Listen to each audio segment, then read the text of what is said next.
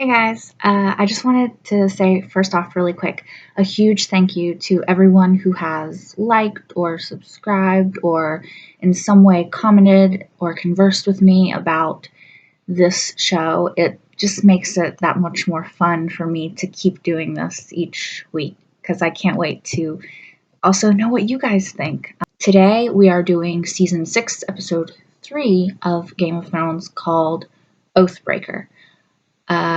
Yeah, I'm hoping that it means that it is like a hint that Jon is gonna break his oath to the Night's Watch because honestly, screw those guys.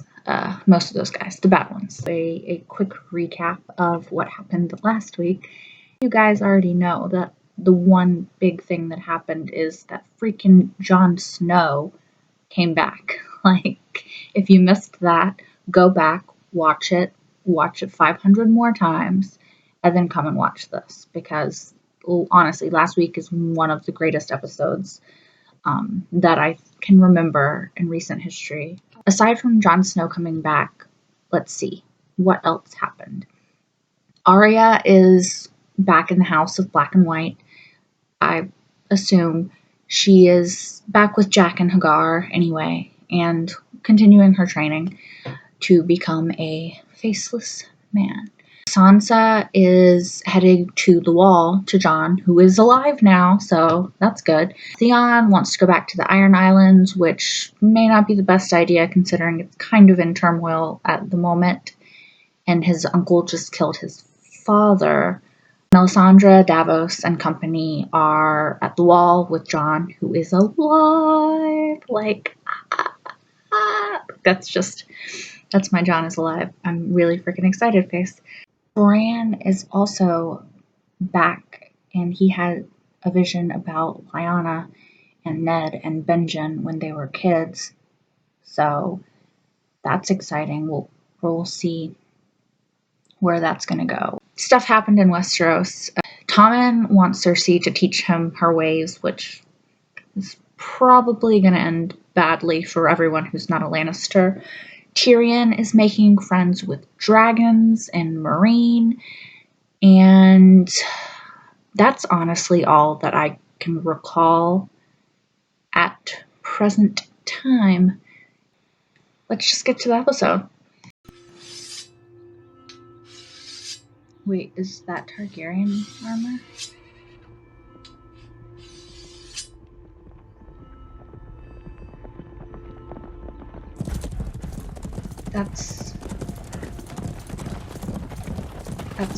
It's Bran. It's the Tower of Joy. Guys, it's happening. Ned. That's my father. The man beside him is Howland Reed, Mira's father. Oh my God.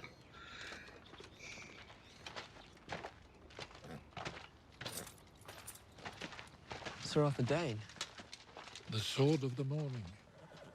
Father said he was the best swordsman he ever saw.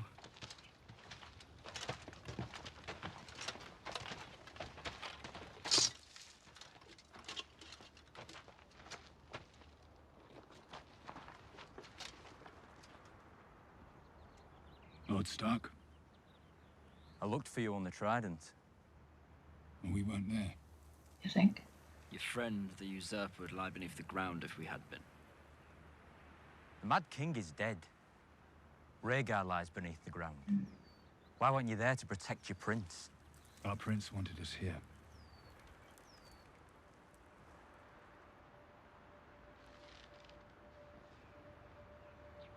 Where's my sister? I wish you good fortune in the wars to come. The wars to come. And now it begins.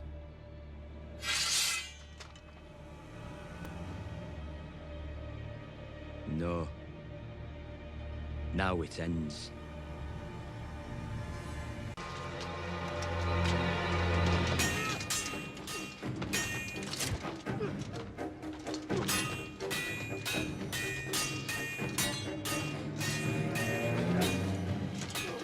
He's better than my father. Far better.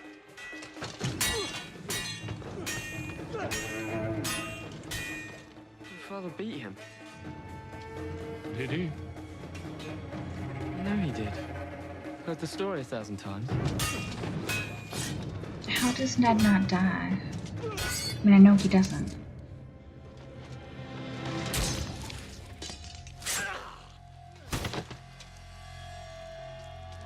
That guy. He stabbed him in the back.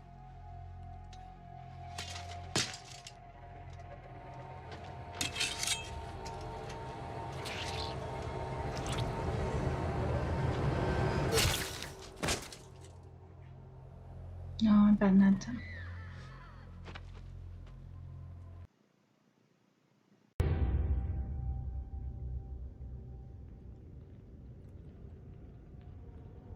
If a girl tells me her name, I will give her eyes back. Does he do this every night, or? A girl has no name.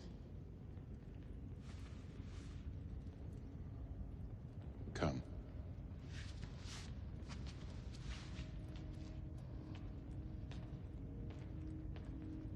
Where are they going?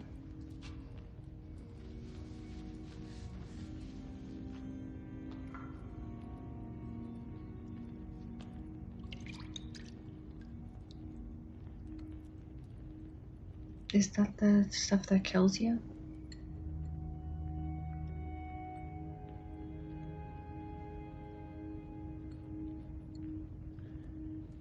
If a girl is truly no one, she has nothing to fear.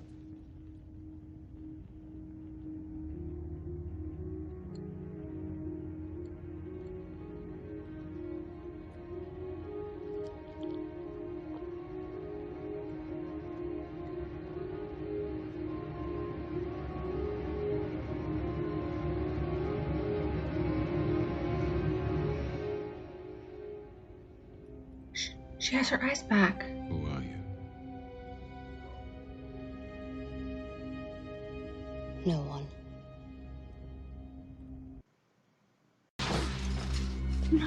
No, that's Osha.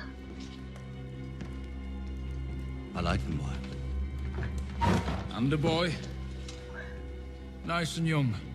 The way Karstark likes them. Is that Rickon? Who's this? Rickon Stark. It is. No, don't fucking tell him that. How do I know that's Rickon Stark?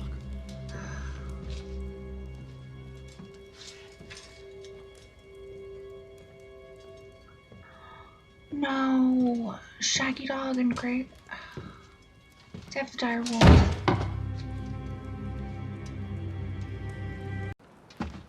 Is he gonna kill Thorn? I will freaking. Yes! And that fucking little Ollie kid. If you have any last words, now is the time. You shouldn't be alive. It's not right. Neither was killing me. My mother's still living in White Harbor. Could you write it? Tell her I died fighting the wildlings. Well, that's actually kind of sad. I don't give a shit about him. I had a choice, Lord Commander. Betray you, or betray the Night's Watch. You brought an army of wildlings into our lands. An army of murderers and raiders. If I had to do it all over, knowing where I'd end up, I pray I'd make the right I choice hate again. this guy. I'm sure you would, Sir Alistair. I fought. I lost. Now I rest. But you, Lord Snow, you'll be fighting their battles forever. I just hate him, hate him, hate him. Hate him.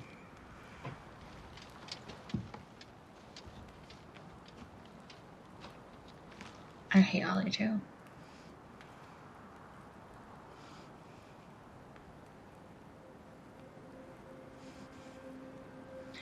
Why is he Why is he still being that way?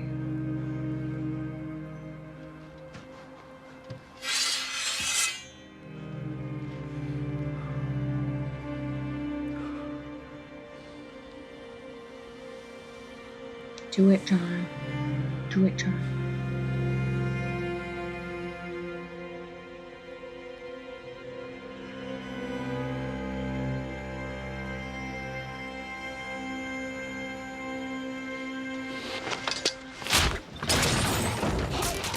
Finally.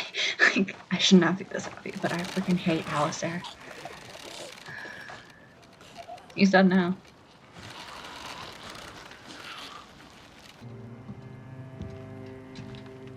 We should burn the bodies. You should.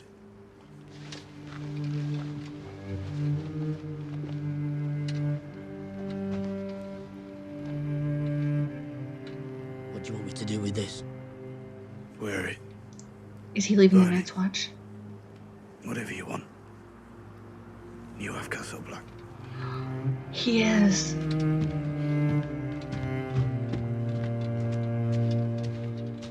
My watch is ended. Oh, that's okay. This is what I wanted, but also it's sad. Okay, so we are going to take a little bit to wrap our minds around what we just witnessed and discuss it a bit so we can be in the right mindset for next week. And I'm going to try to keep it short because I know I tend to ramble. So if it's not that short, sorry. Jon is awake and adjusting pretty well, I think, to being dead for indeterminate amount of time and coming back. So yeah, he seems mostly all right. Maybe a tad not really sure what's going on, but that's understandable. Melisandre is super stoked, like I thought, and is totally, like, I think, pinning all of her hopes on Jon now to be this promised prince that is going to save everyone. Sam and Gilly are on a boat, hanging out, going to Old Town, or going to where Sam is from, and then Old Town, so Sam can be in the Citadel and Gilly can be safe with his family. And that's really all that's happening with them. They're being cute, kind of shippery. They totally psyched us out about the Tower of Joy. Like, they were right there, and Ned was walking up the freaking steps, and that old guy is like, the three-eyed raven dude says, no, you can't, don't want to risk losing yourself or something like that. But then when they get back to the tree, he says, before you leave this place, you have to know everything. But wouldn't the rest of that memory, aka Jon's parentage, be part of the everything that he has to learn before he can leave? So I don't understand. Is this three-eyed raven like a really big fan of suspense and a 3-act structure? Like, he needs the climax at a point whatever for it to work? I think I'm just frustrated because it was right there and they were about to show us, and then they psyched us out, like they faked us out. But I think also something that I wrote down was that how weird must that be for Bran, because he can't go and ask his dad about this now, like he sees these things happening that are contrary to what he learned happened, and he can't talk to anybody about it. He can't be like, yo, Dad, you totally lied, and you were all like, how dare Jaime stab the Mad King in the back, and yet this guy who was your friend stabbed this guy in the back to save Lyanna, and you were like, all right. I just think that must be really strange for Bran to have to go through, not really being able to, being the only one who knows these things. Also, it would seem to me, it would feel very personally iffy, if that makes sense. Like, I'm intruding because he's learning things about his dad's life and other people's lives. So far, just Ned's, but probably other people's. That seems very personal. It's not really his business, but he has to know it because of whatever he's going to do in the future. But yeah, it would just be really awkward to see certain moments of people's lives and to know that they didn't know that you could see, or, you know, moments that they didn't choose to share with you. Also, did Ned hear him or not? Because that brings into mind very complex, you know, time and space and tricky times, paradoxes, and things like that. So, yeah, just interested to know. You just have to sort of tip your hat to Varys because he is so damn smart. He knows what he's doing. Like, he's really good at playing the game. And you just gotta respect him and kind of love him for it, to be honest. Okay. Cersei and Jaime are very unhappy, and they're not shy about letting everyone know it. So this is going to come to a head, and this is going to come to a head pretty soon. I feel like they are done taking crap from the High Sparrow and his little minions. Speaking of the High Sparrow, is it just me, or does everyone else just hear blah, blah, blah, blah, blah when that guy talks? Like, I just really don't care about the High Sparrow or anything that he's saying. He does have some cool lines. I'll give him that. But it's so funny because he pretends to be above all of this, you know, and yet he's puts himself smack dab in the middle of it. He wants power. He wants it, and he has it, and he loves it. And, like, let's be honest, that's, like, he's, you know, spouting all this religious stuff to keep the power. But I don't think that, I'm not convinced that he believes that. I think that he's just really good at spinning a story to fit his motives. Dany is in Vastothrak. I think I'm saying that right. If I'm not, I don't speak whatever language that is. So, but yeah, she's there, and they're gonna decide what to do with her, which I think will be decided for them when Drogon, the giant freaking dragon, shows up. My girl Arya is killing it. Her scenes were so cool tonight. I love that she was holding her own with when she was fighting. They gave her eyes back at the end, which, yes, she got her eyes back. That was awesome.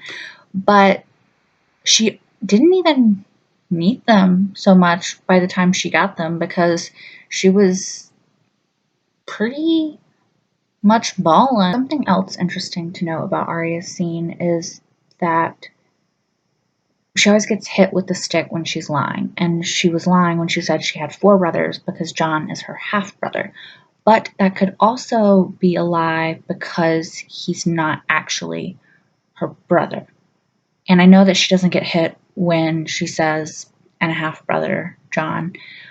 But in the books, they always made it very clear that Jon and Arya's bond out of all of the Stark children is the strongest. So I just thought that was worth noting. Maybe just because Arya and Jon are my favorite, and in the books, I think that their relationship is very central to who each of them are. And this is going to turn into rambling if I don't stop. So the last thing I'll mention about Arya is that she did not say Meryn Trant, and we all know, and the faceless people all know, that she killed him. And he was definitely on her list. They need to freaking stop killing the direwolves, okay? I don't like to see injured animals on my television. I don't like to see it. I don't like to see injured puppies, and I definitely don't like to see decapitated dogs that are cute little wolf things, you know? Like, I don't want to see it, okay? I don't want to see it. And I knew they were bringing Bran back, but I was not at all expecting Osha and Rickon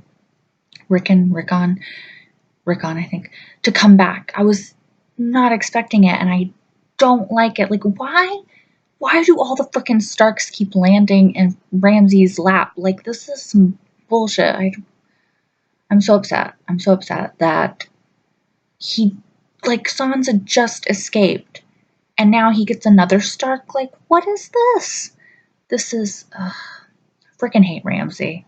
This is unacceptable, and I'm upset about it, basically. And last but not least, the scene at the end where Jon finally kills Alistair Thorne is, they kind of ruined it a bit for me with the nasty, kept showing them after they were dead part. But I was very happy about it because I wanted him to kill him last week. Or no, I wanted them to kill him last week. But I'm kind of glad that Jon got to do it. Although the scene with Jon and Ollie was kind of sad. And then Jon gave Ed, right? I think that's Ed, his little thingy and said, "You're in charge now, you know. My watch has ended." I've wanted Jon to leave the Night's Watch since he joined, basically, because I just want him to be with the rest of the Starks and fighting and rule and all that stuff. But it was more mixed emotions than I thought, because I mean, these are the people that, like, some of them, like Ed and them, are the people that saved you. Super excited to see where he goes from here, though, like south to amass an army, perhaps. I don't know. Yeah, I think that is it. So, as always, if you have comments, if you want to tell me your favorite or your least favorite parts of the episode, if you want to talk to me about how you were also disappointed that they cut off the Tower of Joy scene, or are super stoked about Arya's eyes, or Jon being back, or any number of things that make you super, super happy, then just write it in that section right there, and I will read it and get back to you. And if you would like me to start doing any sort of discussion or Q&A or whatever video to answer those questions, just tell me, because I realize that my comments after the episode are sort of very immediate afterthoughts, and I often forget things or get things wrong because my mind is still racing with what just happened in the episode. So if that would help you, or you want to ask me about theories I have and whatnot, since I have read the books, although I'm kind of lost as everyone else is because we're past the books now. But yeah, if you want to talk about the books or the show or good intersections between, then hit me up. As always, I will see you next week at some point for more Game of Thrones. Bye, guys.